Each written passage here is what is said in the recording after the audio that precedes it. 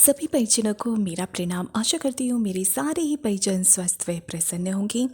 आजकल हम स्वाध्याय कर रहे थे परम पूज्य गुरुदेव की जीवन कहानी के बारे में, जिसमें हम थोड़े आसान शब्दों में परम पूज्य गुरुदेव के जीवन के बारे में जानने का प्रयास कर रहे हैं। तो अब तक इसमें 5 वीडियोस बन चुकी हैं और आज की ये वीडियो इसकी 6वीं वीडियो है। तो चलिए शुरुआत करते हैं। तो परम पूज्य गुरुदेव जब 4 साल के होते हैं तो उनके पिताजी सोचते हैं कि भाई इन्हें गुरुजी के पास भेजना चाहिए पढ़ने के लिए। वैसे तो गुरुदेव के जो पिताजी थे उन काफ़ी ज़्यादा विद्वान थे। उनके पास बहुत सारे विद्वान जो लोग थे वो चर्चा करने आते रहते थे धर्मशास्त्रों की, और किसी का कोई भी प्रश्न होता था तो वो पंडित जी के पास आता था और उनसे उसके समाधान ढूंढने की कोशिश करता था। और गुरुदेव के जो पिताजी थे पंडित रूप किशोर शर्मा जी, वो भी अपने धर्मशास्त्रों के श्लोकों को सुनाकर उन लोगों का समाधान करते थे। और गुरुदेव की जो माता जी थीं वो गुरुदेव को उनके पिताजी के पास छोड़ देती थी खाना वगैरह खिला के, और ताकि वो और काम कर सकें। और गुरुदेव जो थे वो खेलते रहते थे अपने पिताजी के पास, और वो चर्चा कहीं ना कहीं सुनते रहते थे खेलते खेलते ही। और उनका कुछ संस्कार तो पड़े होंगे कि कुछ बातें उनके दिमाग में बैठ गई थी। और कुछ प्रसंग ऐसे भी होते थे भागवत के जिन्हें सुनकर परम पूज्य गुरुदेव की आंखों में आंसू भी आ जाते थे। मतलब ये है कि जब बच्चा आसपास के माहौल में जो बातें होती हैं उसका प्रभाव भी बच्चे पर पड़ता है, और कहीं ना कहीं उसके संस्कार उसी प्रकार के बनने लगते हैं। तो जब गुरुदेव 4 साल के हुए तो फिर उन्हें सोचा गया कि चलो इन्हें स्कूल भेजा जाए। तो वो था तो एक छोटा सा ही गांव आवलखेड़ा जिसमें गुरुदेव रहते थे। वहाँ पर एक अध्यापक थे, पूरे गांव में बस एक टीचर थे, पंडित रूपराम जी। उन्होंने अपना एक खुद का एक गुरुकुल टाइप का एक विद्यालय बना रखा था, जिसमें 20-25 जो छात्र थे वो तो वहीं रह के पढ़ाई करते थे, और इससे 2-3 गुना ज़्यादा ऐसे विद्यार्थी थे जो सुबह आ जाते थे विद्यालय, वहाँ पढ़ते थे और रात को अपने घर चले जाते थे। और कभी किसी का मन नहीं हुआ या बारिश हो गई या कोई और दिक्कत हुई तो रात को वहीं सो जाते थे। तो इस तरह का कुछ स्कूल था वहाँ पे, गुरुकुल टाइप का। उनका मानना था कि पहले जो पूजन विद्यारंभ संस्कार कराना चाहिए, उसके बाद ही पढ़ाई शुरू होनी चाहिए। तो जब गुरुदेव का विद्यारंभ संस्कार होता है तो जो एक तख्ती दी जाती है, पहले क्योंकि कॉपीज़ होती नहीं थी, उससे पहले स्लेट और खड़िया चलती थी, और गुरुदेव के टाइम तो और भी पुराना था। तो उस टाइम चलती थी लकड़ी का एक फट्टा सा होता था, एक तख्ती होती थी जिसे वाइट कलर की रहती थी, और उसके ऊपर गेरू गेरू होता है रेड कलर का, और उसको पानी में घोल के इंक जैसी बना लेते थे रेड कलर की, और उसको कलम से लिखते थे। कलम जो होती है वो आप ऐसा समझ सकते हैं जैसे कुल्फ़ी खाते हैं तो कुल्फ़ी की जो स्टिक होती है ना, उसको थोड़ा सा अंदर से थोड़ी स्पंजी होती है तो उसमें थोड़ा इंक सी घुस जाती है, तो उसकी जो चोंच होती थी उसको बिल्कुल निब की तरह करके और घेरू में डुबो के फिर उस तख्ती पर अक्षर लिखे जाते थे। तो इस तरह से घेरू और सफ़ेद तख्ती पर उस समय पढ़ाई की जाती थी। जो भी लिखना होता था, जो भी सिखाया जाता था, उसी पे लिखते थे, और बच्चे उसे देख देख कर घर जाके उसका पूरा अभ्यास करते थे, प्रैक्टिस करते थे। तो पहले पूरा पूजन किया जाता है उस सफ़ेद तख्ती और कलम का।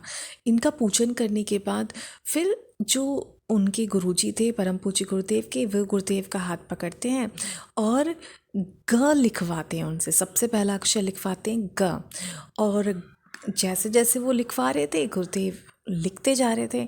तो जब वो अक्षर उन्होंने लिख दिया तो वो गुरुजी जो थे वो उसकी पहचान कराते हैं और बोलते हैं बेटा ये है ग।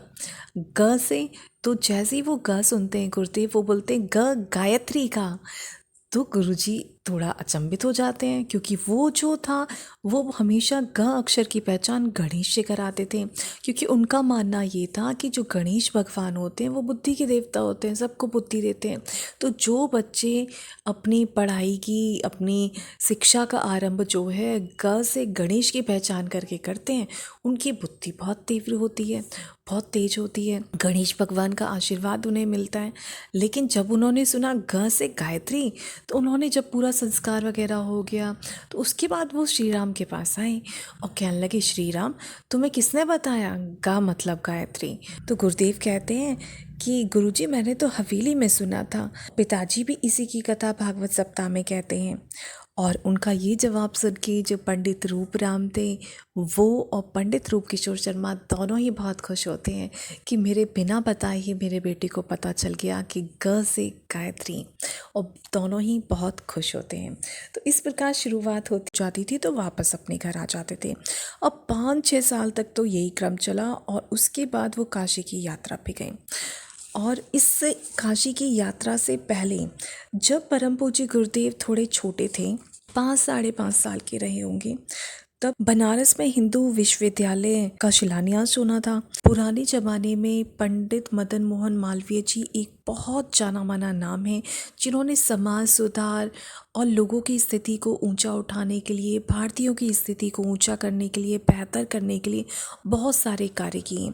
और उन्हीं के प्रयासों का फल था कि एनी बेसेंट और पंडित मदन मोहन मालवीय जी ये मुख्य किरदार थे, जिनकी वजह से अंग्रेजों के काल में 1916 में शिलान्यास होता है एक हिंदू विश्वविद्यालय का, जिसका नाम काशी हिंदू विश्वविद्यालय पड़ता है।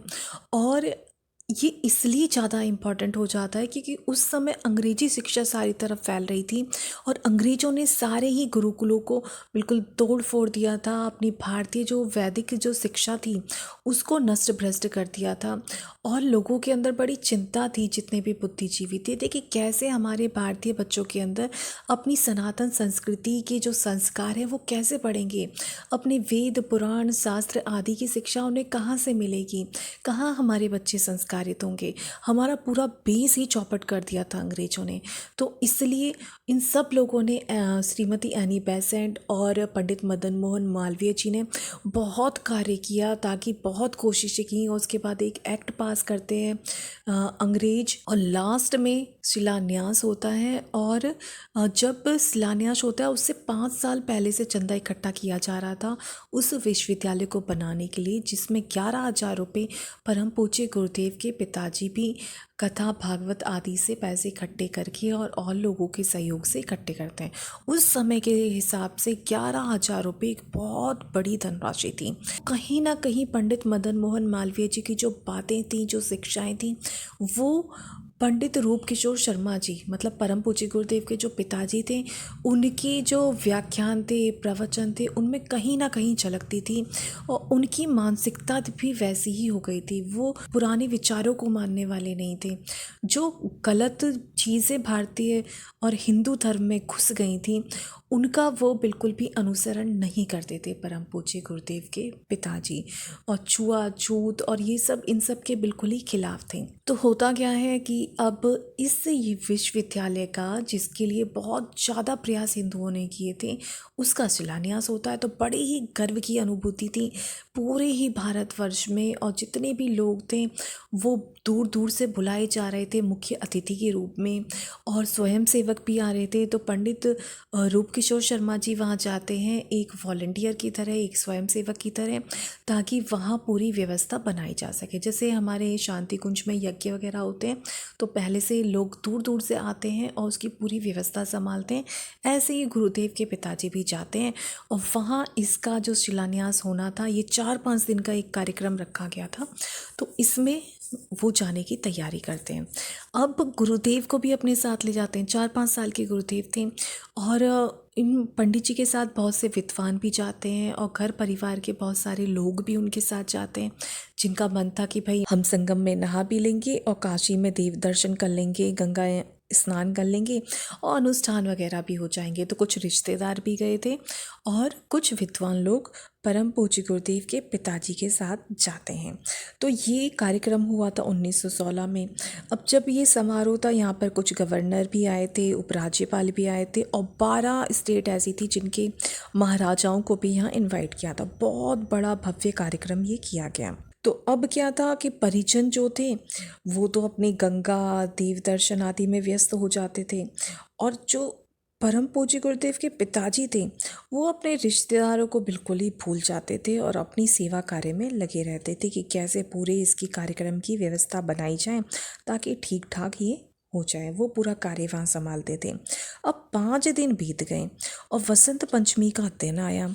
और वसंत पंचमी का दिन, क्योंकि सरस्वती पूजा होती है उस दिन वहाँ पे व्याख्यान होने थे, गोष्ठी होनी थी, सरस्वती पूजा होनी थी। तो आज के दिन जो था वहाँ पे विशेष आयोजन था।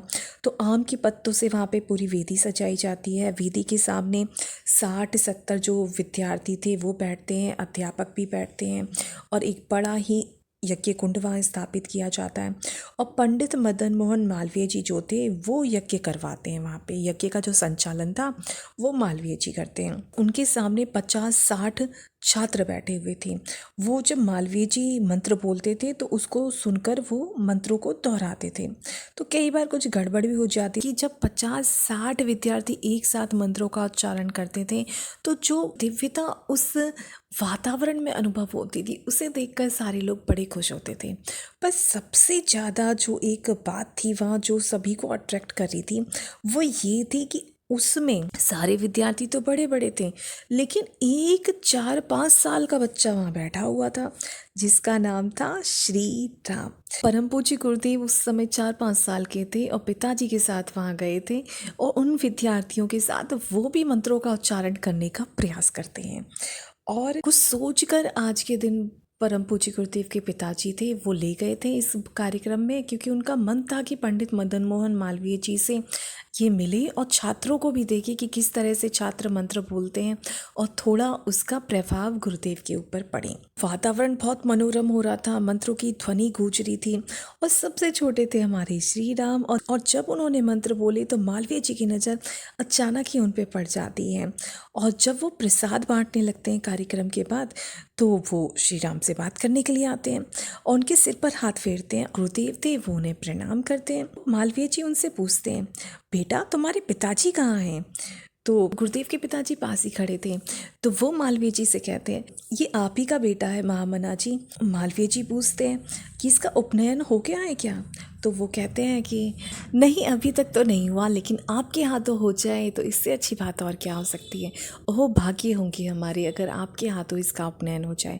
तो मालवीय जी मुस्कुरा देते हैं और कहते हैं, चिंता मत करो, इसे मंत्र दीक्षा तो मैं ही दूंगा। तो इस प्रकार परम पूज्य गुरुदेव की पहली मुलाकात होती है पंडित मदन मोहन मालवीय जी से और आगे चल के गुरुदेव को मंत्र दीक्षा मिलती है पंडित मदन मोहन मालवीय जी से। तो वो हम सुनेंगे अगले वीडियो में। आज के लिए इतना ही।